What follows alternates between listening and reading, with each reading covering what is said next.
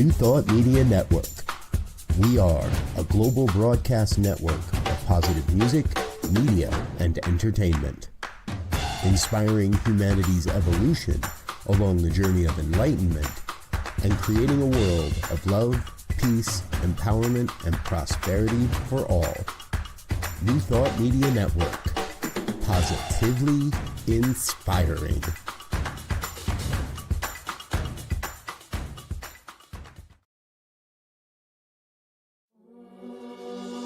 Free my mind, open my heart with the whispers of truth. To live a conscious life, to live a conscious life on the growing edge. On the growing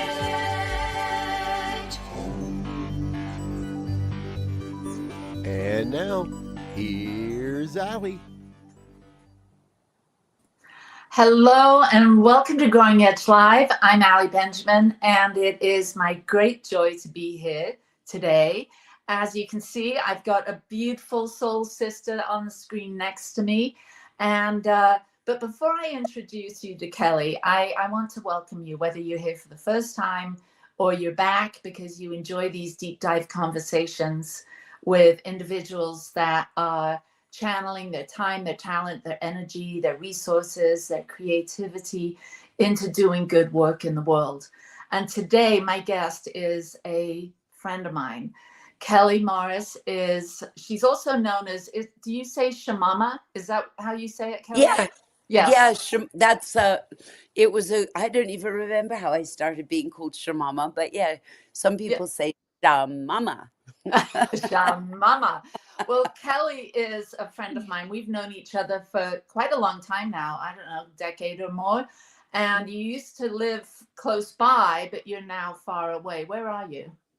I'm near Aspen, Colorado now, so it's not that far. All right. Well, I'm 8 hours. going to read a little bit about you because I was so impressed when you sent me your bio and I was reading all the things you're interested in. They're the same things that I'm interested in. So here we go. So Kellee Shamama is an intuitive guide and mentor with 35-year vocation in bodywork. She offers an embodied whole life healing and teaching practice, body, mind, emotions, and spirit. Kellee is shaped by an early love and connection to nature and a personal experience of Christ consciousness. Her work weaves new thought, Christian mysticism, Buddhist principles, internal family systems, 12-step recovery, yoga, therapeutic bodywork, shamanic Reiki, neuroplasticity, and nutrition. My goodness. With 8 years of intense shamanic plant medicine education in the Amazon, she quietly translates and acts as a midwife to help birth new narratives and realities for her clients. Kellee allows her intuition to lead, her common sense to guide, and daily practice to ground, and always a little bit of quantum, or as she would say, God magic, from all dimensions and all the elements. Both seeker and student, she explores and brings her wealth of wisdom to her offerings. Welcome, Kellee. That makes me sound pretty damn cool. You are. You absolutely are. And I knew that at the beginning, the moment I met you, at the beginning of our friendship, I felt like it was meant to be. It was kismet. We were in the same town, Ogden, Utah. It's the top of Utah. And Kellee had an accent. And when I met you, I was just so intrigued. And so it sounded so familiar. And then we found out how our lives have sort of woven and crossed, but we've never met until we're, 10 years ago or so. But let's talk a little bit about your upbringing and how close we were in proximity at around the same age in our teenage years. We were both in England. So I'd love to start there and then go back a bit to where you were actually born and how you got to England. Absolutely, Ali. I love the story.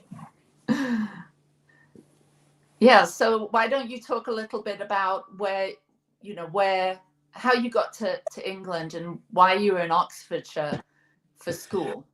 Okay, well, in a nutshell, I lost my mother early in life, and my father remarried an English lady. She had the sense to move us all to England, and my grandma was living in the Cotswolds.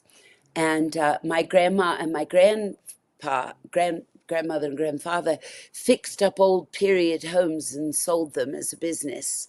They would restore them to their original flavor, like, you know, open up the Inglenook fireplaces. And my dad fancied that. So that's what we did. So we went from charming village to charming village, fixing up houses and getting to live in them while they were being fixed up, and always stayed localized around one school district. So I never had to change school, which was fabulous. And that's why they chose that, because, as you know, the Cotswold is very charming, like quintessential honey-colored limestone and etc. However, also because everything was so fused with history, it's like from a really young age, that was where it all started, because those old houses would speak and I could feel them and hear them tell their stories, and the gardens with the old trees and old growth forest and that type of thing. So yeah, that was how I got there, and that was sort of how it all began. How about you? Oh my gosh. Well, I grew up in the same area, almost, not the Cotswolds, but in Oxfordshire. And Got that. yeah, so much like you, I stayed in the same school district for all of my younger years until I was 14 and moved to this country. So getting back, so your mother passed away when you were Yes. young. Where did you grow up in America? No, Early I on. grew up in England. Well, I was 3. Okay, okay. When she passed away, I was 3, and so I think we had a Norwegian nanny for a year or so, and I think we lived in Norway. And then during which time my father met my Benjamin just got on. Hello, hello. Oh, it's so sweet. And then my father met my stepmother, and they had it all organized for us to move to the UK. So we didn't live in the US very long when we came back with our nanny. And yeah, so I think it was still the old money when we moved to the UK. You know, it's still shillings and all of that. Yeah. So I actually did not know you were there at that early age. I thought you moved later on, but you were there. No. And we're a year apart. I'm a year Yeah. older than you. So we And would have. so we were, you know, close by to each other at that time. I was in Henley. I was born in Henley. Wow. And yeah, and then we That's the moved very to the posh countryside. Posh part of the Cotswolds, darling. Yeah, well, we stayed in that area until I was 14, and who knows, maybe our paths crossed. We just didn't know. Wouldn't that have been something? Maybe at the regatta, ogling the Oxford rowers. Well, my dad was he was an Olympic oarsman, and he was a coach in Henley at the regatta. Well, I mean, he actually rowed in the regatta, so did my brother. And my father was the coach at the Leander Club, which is a rowing club just right on the bridge in Henley. So if you ever did go to the regatta, I was there every summer. Wow. I did. I mean, you never know. It's funny how that is. Yeah, well, I'll have to look at some of my photos in my photograph album, because maybe I can see a little Kellee in the background somewhere. See if I photobombed any of them.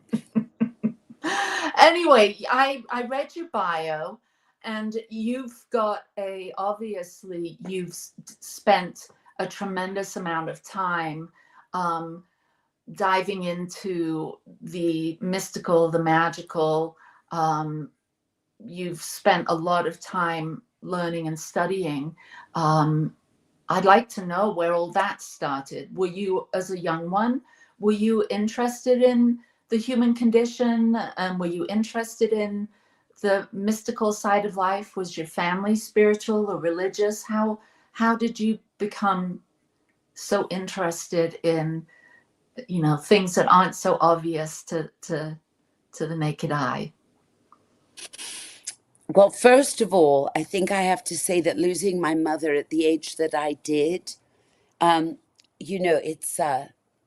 it wasn't an easy situation when she passed, because she was dying in my arms when I was 3. And I felt my entire life, even though I didn't really know my mother, I have very few memories, that she left me her unlived legacy. And she was a woman of the 50s, and she was a wild woman, and she was kept down, and she didn't like it. So she chose to depart early. And I think because of the generation, being a child of the 60s and 70s, I could run with it. And I think that some of it was me fulfilling the life that she was misplaced in living.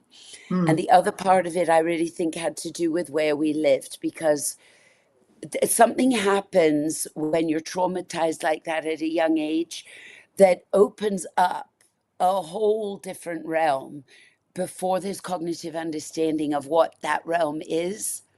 And so I believe I was predisposed to that. Family, stepmom was an atheist. Father was Jewish, non-practicing.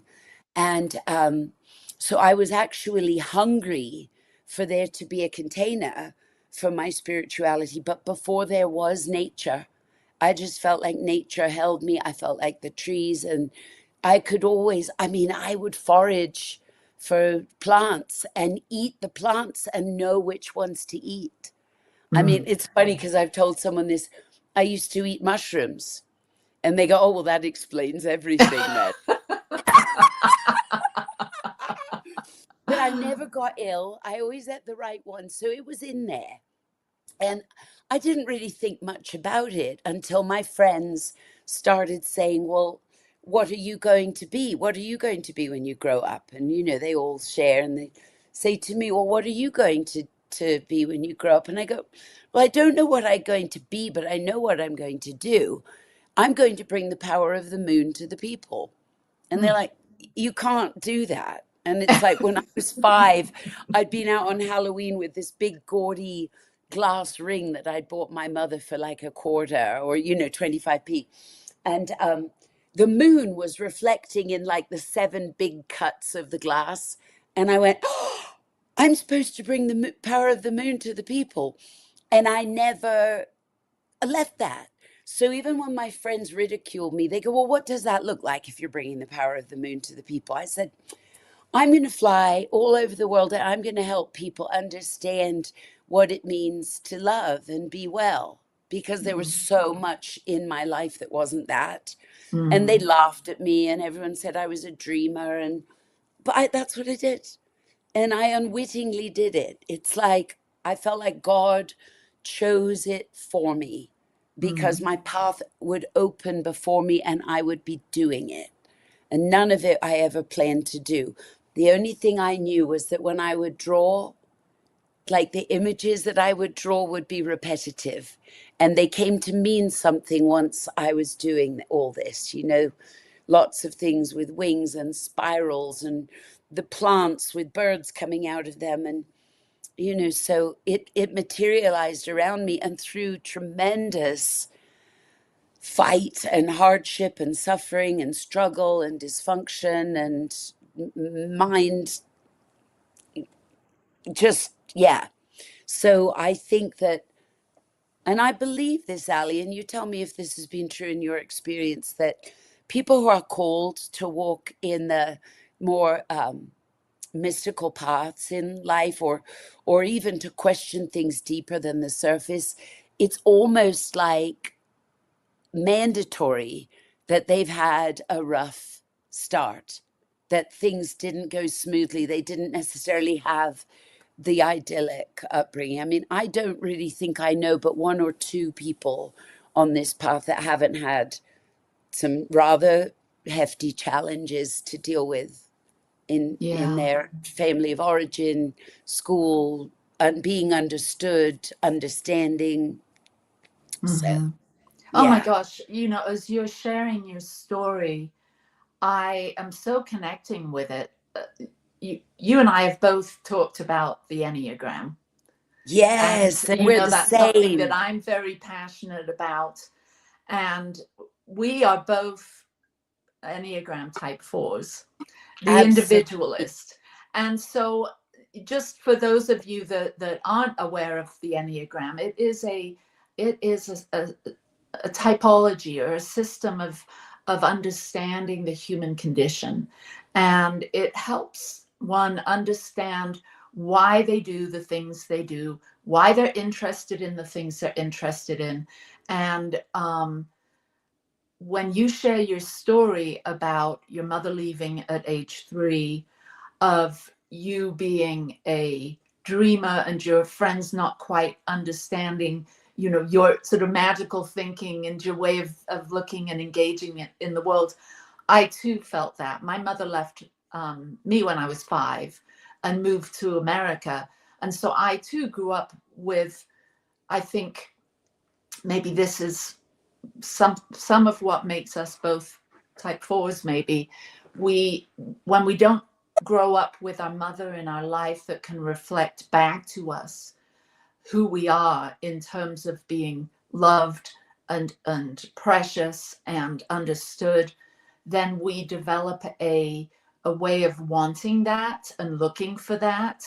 And so it sounds like, and this is how I felt, I was always trying to make sense of myself in relationship to the world around me and to the adults and the people, the children, my friends. And I too connected very deeply with nature. I think Yeah. one of my first books was that, I don't know if you ever had it. It was a little book on fairies, and each flower had a different fairy. Like there was Oh, the snowdrop fairy and the primrose fairy, and oh, so growing up in the English countryside and being an only child and being in the woods and exploring and playing, and I never ate the mushrooms because there were so many around us, but I definitely saw a lot of mushrooms. But that was how I connected and communicated with the world. And I think that when one has this early experience of seeking the self or trying to feel like a sense of belonging, when maybe your caregivers, your parents, couldn't quite give you that feeling or that connection, that yeah. we can go into the more mystical side. And that's where I found myself. I had my first mystical experience at age 5, a complete unity experience of oneness. And that's sort of been the central theme of my life. It's a touchstone. It's a something that I can go back to time and time again and commune with God or commune with the universe. And so you said that you felt like your life was God ordained in a certain way, that you were put on this path because of your traumatic childhood. Same. And that's kind of why we're doing what we're doing and have been so interested. You and I have studied a lot of the same things, like the gene keys and human design and IFS and New Thought and 12 steps, and all of these modalities or mediums or philosophies can really support not only us, but it helps us to connect and relate and have empathy for others. And so the fact that you and I both enjoy supporting others through self-discovery, it seems so obvious and logical and mystical all at the same time. Well, and I think it comes from a genuine drive to experience life to the fullest and to find the wholeness in a broken world right from the get-go. Yeah. The earth becomes the mother when mother isn't there. You Oh, know, like Father Sky and God, and, you know, whether you believe in Father God or the, you know, the Father Sky, whatever, it's like what we lacked make us seek deeper to experience it, to be able to bring the people who are drawn to us. And you especially, before I'll take an aside, you inspired me tremendously, because at the time I met you, you know, I taught yoga, I did Reiki and plant medicine. But going to Satya, is Satya still going? Well, not on Sundays. We have a women's group, and we've got a Okay. Well, the podcast. This is Satya, now Satya. the Satya Center, and how the art and the manifestation tools and all of the things, it's like they wove into the things that were already sort of working in me, and just helped create this tapestry, which made me realize that, gosh, you know, yes, it's about people all enjoying and being the best wholest they can be, but it's also like living life as art. And, you know, we know the expression making a silk purse out of a sow's ear. Yes. You know, which is like, you know, here I think they say when you're given lemons, make lemonade. So it's alchemy. It's like taking the things that the world has, you know, dished us as challenges and obstacles, and then making them something beautiful, which, you know, whether it's through scripture, you know, where it's like, you know, in scripture, it'll say, everything the enemy intended for harm will be turned to good, or making lemonade out of your lemons, or making a silk purse out of a sow's ear, or Native Americans walking the beauty way and being in right relation with this. And this is where I'm so grateful that I learned from you and counseled with you, because you're one of the few people that would call me out in my narrative, right? You know, it's like, why do you want to keep telling yourself that story? You know, yes, you're experiencing that right now, but is this what you want for your future? And it's like, no. It's like, well, stop telling yourself that story then, because it's like, it doesn't suit you, and you don't want to give that energy, right? Where your energy, where your attention goes, your energy flows. And all of these were new thought principles that I resonated with, but I had not heard. And so I realized there are a lot of practitioners out there that would milk the story to get you to keep coming back. They didn't really want people.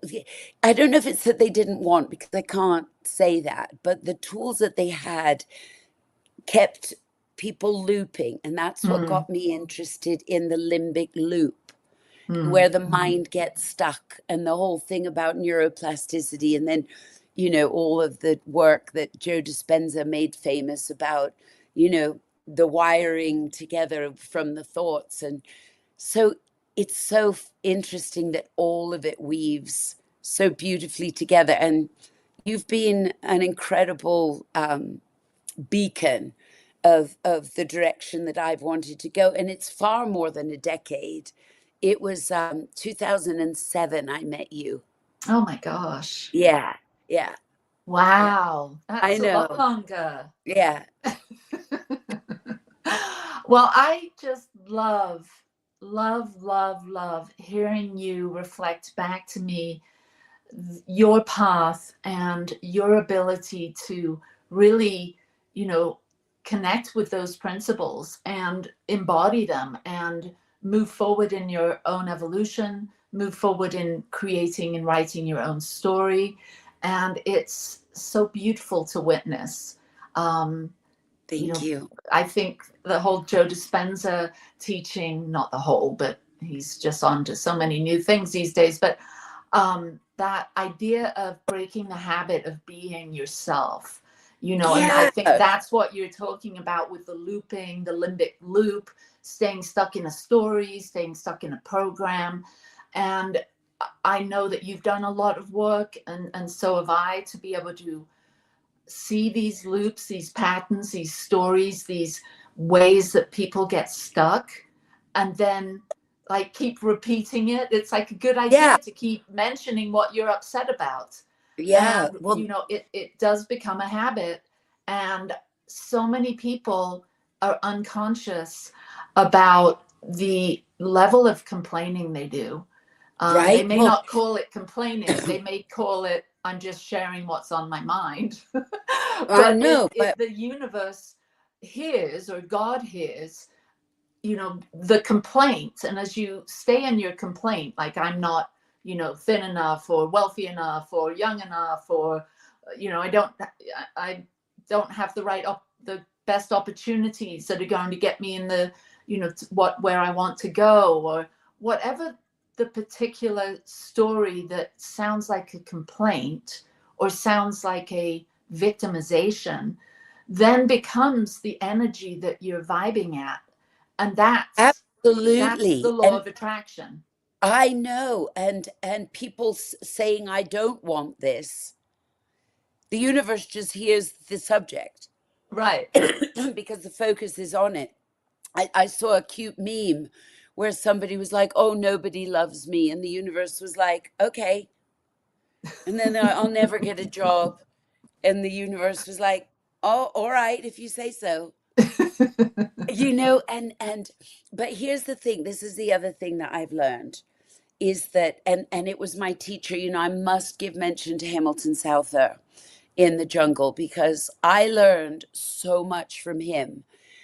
At the time I learned it from him, he is so brilliant that my small brain could not assimilate everything he said, but I remembered the things he'd said. And as I went on through further studies, it was like all of the topics that he had shared fell into formation. And he had said, misery loves company. And what I've learned as I've proceeded, and not to waste your time, when people are miserable and they don't want to get out, they're just loving their miserable. And I was like, why do people love misery? Well, I've learned in working with addicts and 12-step program, and I'm in a 12-step program, but it's for adult children of alcoholics, is that we get addicted to our own stress chemicals. And so people actually get a hit from doing that to themselves. And when they go do a workshop and they feel fabulous for a minute, and then they're going cold turkey on their own stress chemicals. And so they go right back to it the same way an addict shoots up. They don't really want to be shooting heroin, but they're addicted. And so learning that this addiction to suffering is because people don't know who they'd be without it, because identity, the identity is all so entrenched in the suffering. And I had that experience in the jungle where, when God Spirit asked me if I was willing to give up my identity entirely and trust God to completely repattern and refuel me as the true self, and not this facade of a false self that was trying to fit in and find their place in the world, all of the realizations came, and it was like, oh, but just because you realize them and see them doesn't change the pattern. Well, let's stop here for a minute. We're going to take Yeah. a short break, and then we're going to come back. And I want you to share more about that, what you learned in the jungle, when you were able to see your personality structure clearly, and how you move forward in that. We'll be right back in just a minute. Okay. Please help us say thank you to all of our organizational sponsors, including the Hefferland Foundation, Affiliated New Thought Network, International New Thought Alliance, Science of Mind Archives and Library Foundation, Center for Spiritual Living Denver, Center for Spiritual Living Midtown, New Thought Philadelphia, Center for Spiritual Living United Life, Sunshine Cathedral, Planned Happiness Institute, Summit Center for Spiritual Living, One Heart Retreats, Universal Joy Center, Unity Kitchener, Unity Spiritual Center Ottawa, Home Center for Spiritual Living, Satya Center, Begin Within Ministries, Center for Spiritual Living, North Jersey, Unity of Savannah, and the Center for Spiritual Living, Seattle, as well as all of our individual donors. On behalf of New Thought Media Network, thank you, and please like, share, and subscribe. New Thought Media Network, come be you. Come expand your spiritual journey. Join us for Just the Talk, Sundays, 1 p.m. to 6 p.m. Mountain Time. Experience Unity Kitchener and Ottawa. Center for Spiritual Living Midtown, Center for Spiritual Living Denver, Unity of Garden Park, New Thought Philadelphia, the Sunshine Cathedral, Unity of Savannah, and the Om Center for Spiritual Living. Come unleash your spiritual potential with New Thought Media Network. New Thought Media Network proudly presents the Science of Mind Saturday Conversations. Learn more about the Science of Mind philosophy, faith, and way of life.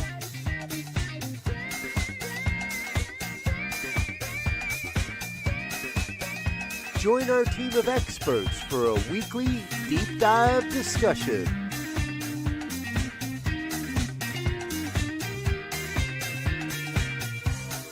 Come study the science of mind, chapter by chapter, and resources from the Science of Mind archives. Plan to join us every Saturday, 9 a.m. Mountain Time. Only on the New Thought Media Network.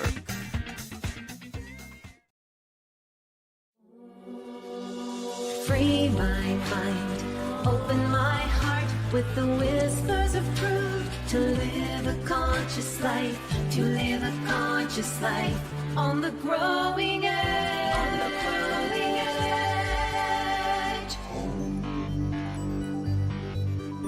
edge. And now, here's Allie.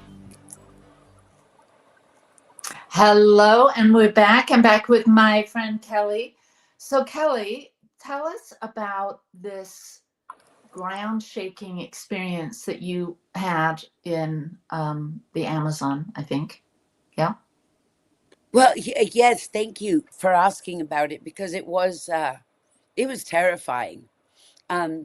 It was literally as though, when one drinks ayahuasca and probably other psychedelic medicines, the vision is so real. It's like there's no question that it's reality. It's not like, oh, I'm just tripping.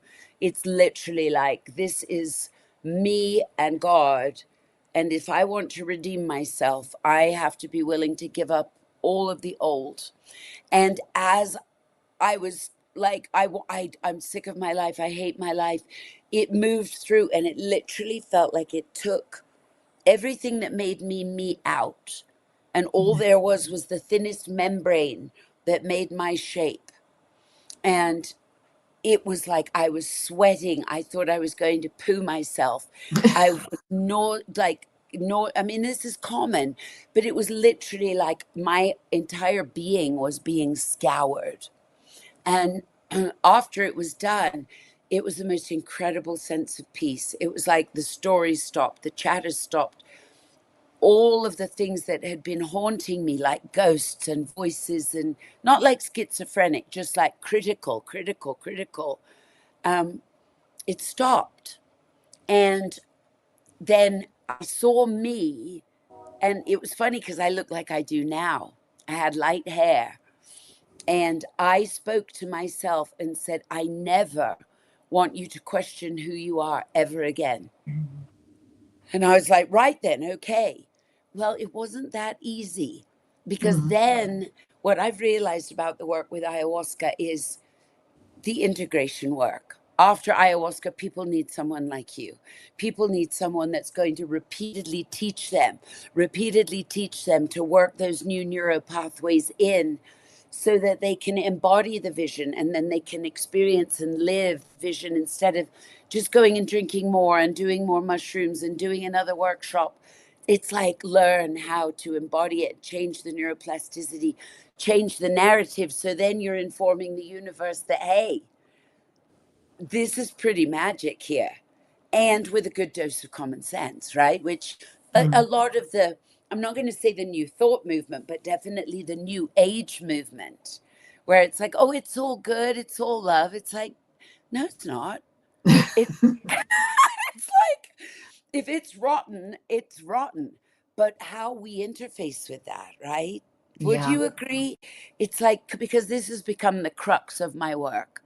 Yeah, the whole spiritual bypassing, the, Yeah, painting a rosy picture, but really not embodying the teachings or embodying the right? wisdom, or, Yeah, accessing your soul, yeah, accessing your essence.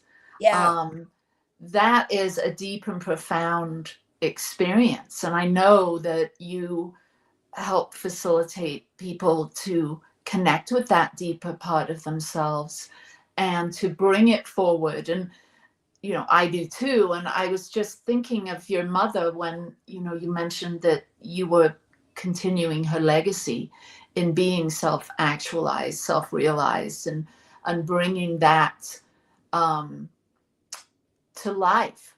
And you have, and this is, you're doing that with other people, you're doing that with yourself, and it's so obvious and it's so beautiful. And I've not done plant medicine or ayahuasca myself, so I can't speak to that.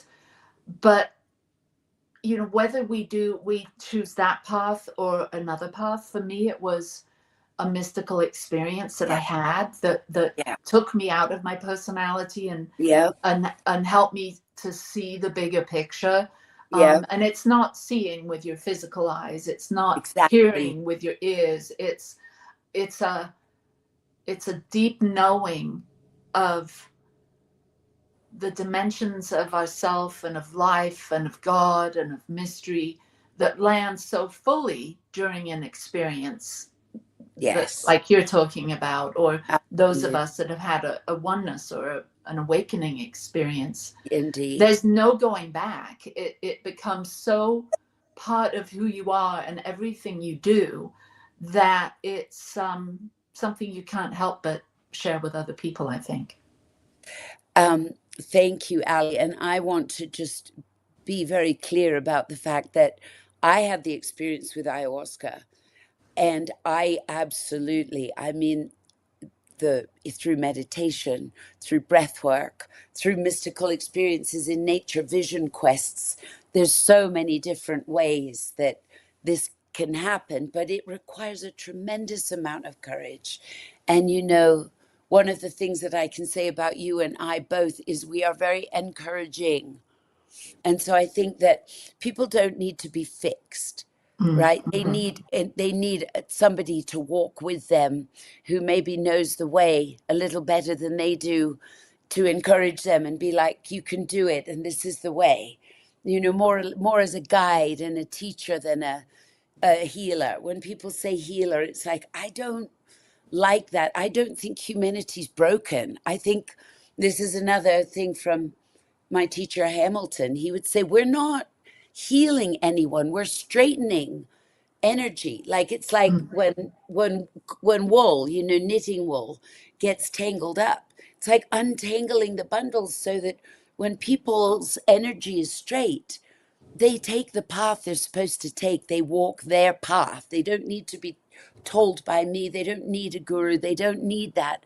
We help them find themselves as we're finding ourselves. And it's endless, right? Because, and for anyone that's listening, do the Enneagram work with Ali, because it's not any easier than anything that's really potent work, but it's helped me. That, oh, Ali's gone.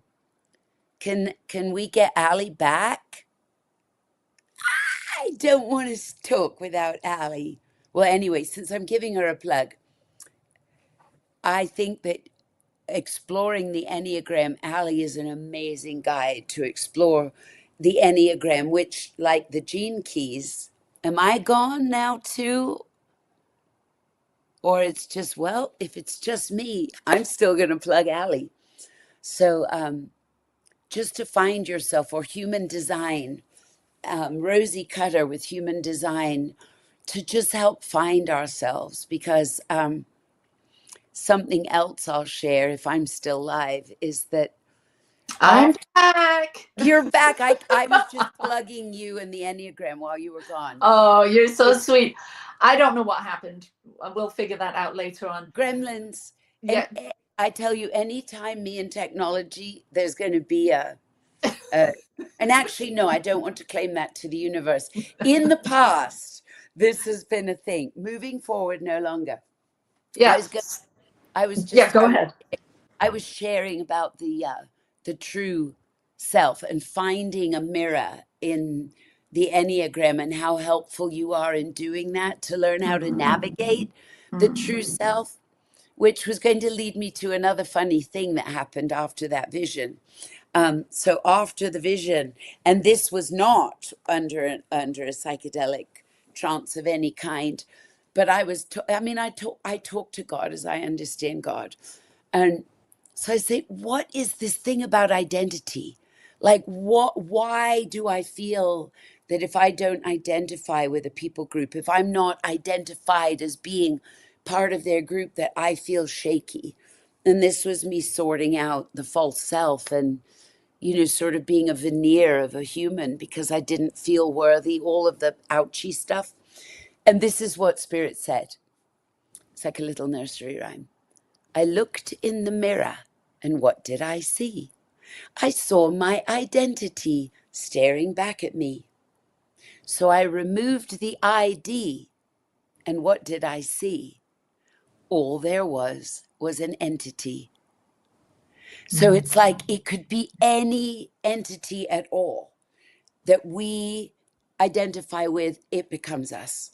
So if my identity is wrapped up in love and God and nature and plants and the mycelium of the earth and how that connects to God and believing in the God magic and the alchemy, I get told all the time, oh, magical thinking. Oh, you're so naive. Oh, all these things. But I'll tell you what, I'm not a cheat. I live in integrity. I live an honest life. And I magnetize things to me that help me as I have to go through life's challenges. And I don't have to force, and I don't have to try, and I don't have to manipulate, and I'm kind of a reluctant shamama. I don't market. I don't do it. I mean, my website, you found it and posted it. It hasn't really even got anything on it yet.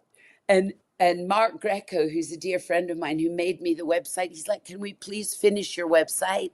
This has been going on for 10 years because I've been so reluctant. I just want to see what the universe brings. But it's because I gave up my identity to being a success and being the person. Like, this is the first podcast I've ever done. Oh, It's like, and I mean, I would do more, but I don't need to do podcasts. I just like being, right?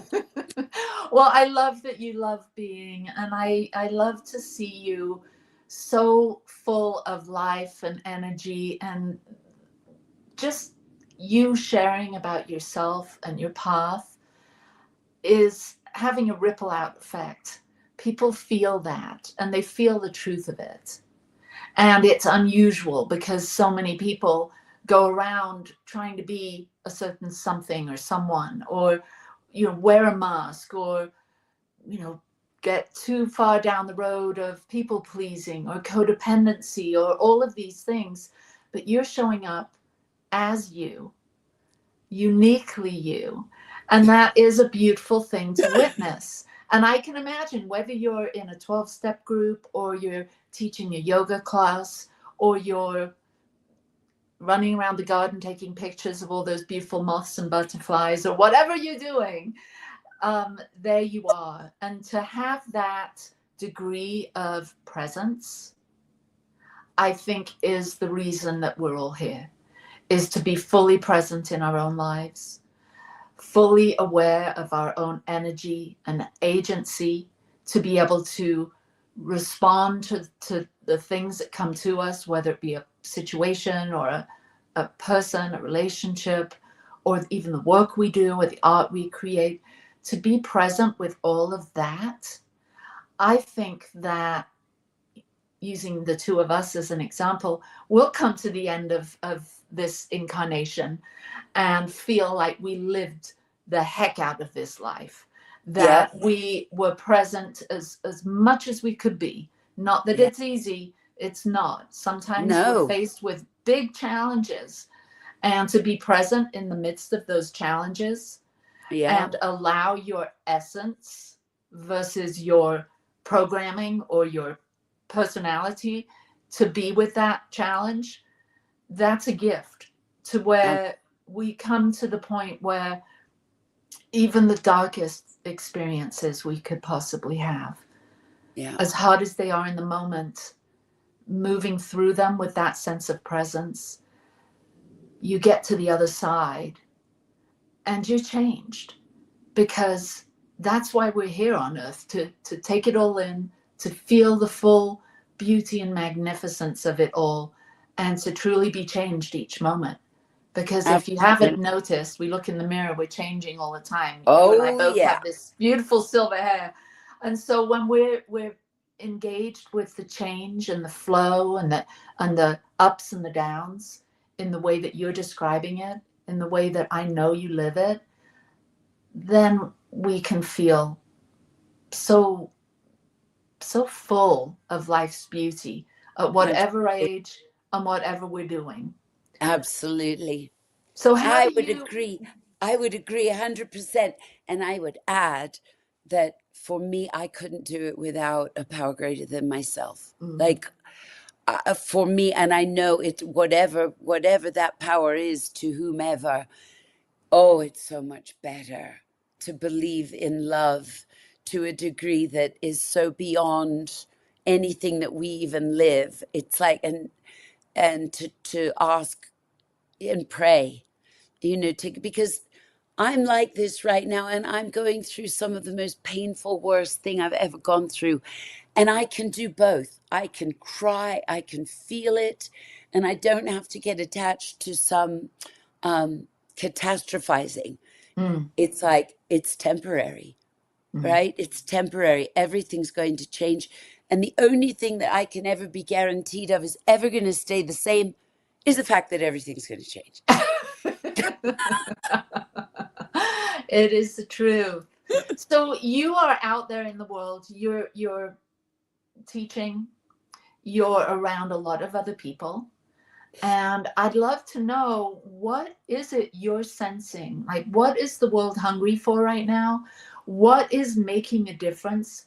How do you feel the work that you do helps individuals find their way and find a sense of their essence and peace? It's the best question ever. And I think that I'm going to defer again to something that I heard in ceremony, which is the greatest gift of love that you can give a human being is the right to be themselves. And so anything I can do to help people be at peace with exactly who they are, so that they're not trying, like you were mentioning, people pleasing and all those types of things.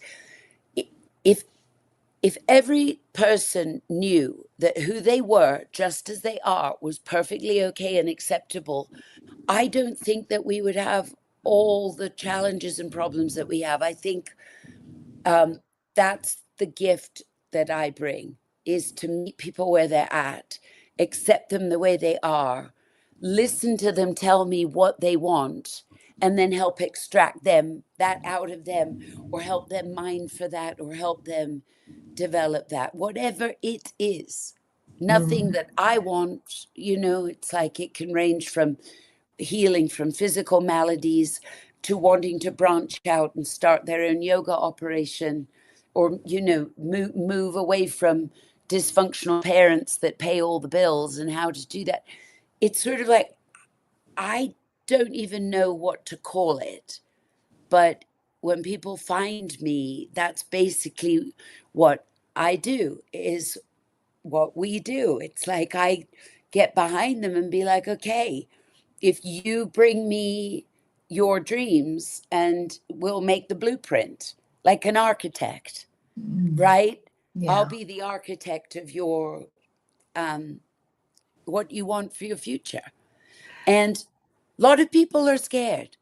Yeah. So it's not for everyone, and it can be physical, it can be reshaping their body, it can be reshaping their mind, it can be healing from losing a child to a drug overdose. It spans the gamut. Mm. Yeah. I don't know about you, but I find that so many people really don't know what they want. They're not happy with the way things are. But when I ask a client, well, what is it that you really want? They tend to have a struggle finding the words to even articulate what it Yeah. is they're looking for. Yeah. And so, what is it you think people are genuinely looking for that they don't know that they're looking for? And how do you, bring that out? How do you help someone relax to the degree that they're not identifying with what they don't want, but they're identifying with what they do want, or another way of saying it, who they want to be? Because I think that's at the crux of it. It's not so much, yes, there's goals and things that we want to materialize or manifest, but I think it's more of how people want to be, how they want to feel, the quality of their thoughts, the movement of their life around them. It's more about being than getting or manifesting Right. something on the outside. It's about the Absolutely. feelings on the inside. Absolutely. Yeah. And it's a big one because it has to do with worth Mm. mostly, and or a good mirror, because Mm. I think that we're all so uniquely different that for people who didn't have parents that could put up a good clear mirror, people tend to think that they are a reflection of whoever reflected to them.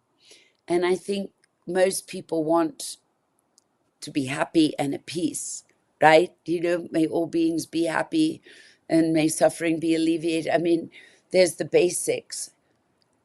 But when people don't know what they want, I often ask the question, when you were a kid, and kids play the games and they're like, okay, I'll be Superwoman, and who are you going to be? And you'll be like, I'm going to be Xena. I'm going to be the warrior princess. And I'll extrapolate from who they would want to be. And if you couldn't fail, if you could make it up, right? Like if you could make up this character of who you would be in the world and you couldn't fail, like just play with imagination for me a minute. What would that look like? If they can do that, that's a really fun place to start. If they cannot even do that, then we extrapolate from what they don't want. We Mm. do Mm. extrapolate from what then. And my teacher, Evan Hodkins, with the School of Alchemy, taught me this. It's like you extrapolate from what you don't want to find out what you do want. And sometimes I find, and even with myself, right? I'm Shamama and I've got all this education and blah, blah, blah. Do you know what I want? I want to sit on this couch and watch those birds, and I want to play in the garden, and I want my grandchildren near me. I like cooking and plants and animals and making stuff. And that's all I want. But what I'm called to do, right, is something completely different. Yeah. But so it's really simple what people really want. When we crystallize down the essence, it's usually very simple. And from that essential place, if there's no shame in not having huge ambitions to be great, people can then actually build greatness, because it's like the nucleus of a cell is very tiny, right? It's a very tiny thing, but without it, without that center, nothing grows. So it's like trying to help people to their true selves is really my mainstay, which is why the IFS work came in, because it's like there's so many different players in each individual, right? Well, Kellee, I want to have another conversation with you and dive into IFS. We are right Okay. here at the end of the hour. And Yes. I have so enjoyed having this conversation with you. I feel like my heart's been filled up by your energy and Me your beauty and too. your light. Thank you so Me too, much for being Ali. here. It's a pleasure. Thank you so much. It's an honor to be here. And everybody, look for Ali Benjamin for the Enneagram and all her spiritual gifts, because she's the bomb.com. Oh, thank you, Ali. sweetie. Lots of love to you. Thanks And to thank you, everyone who, everyone. yeah, thank you. Thank you for being here, and I will see you next week. And thank you to New Thought Media Network, our production, and to the Satya Center, our sponsor. Peace and blessings. Bye-bye. Bye. Free my mind, open my heart with the whispers of truth. To live a conscious life, to live a conscious life on the growing edge.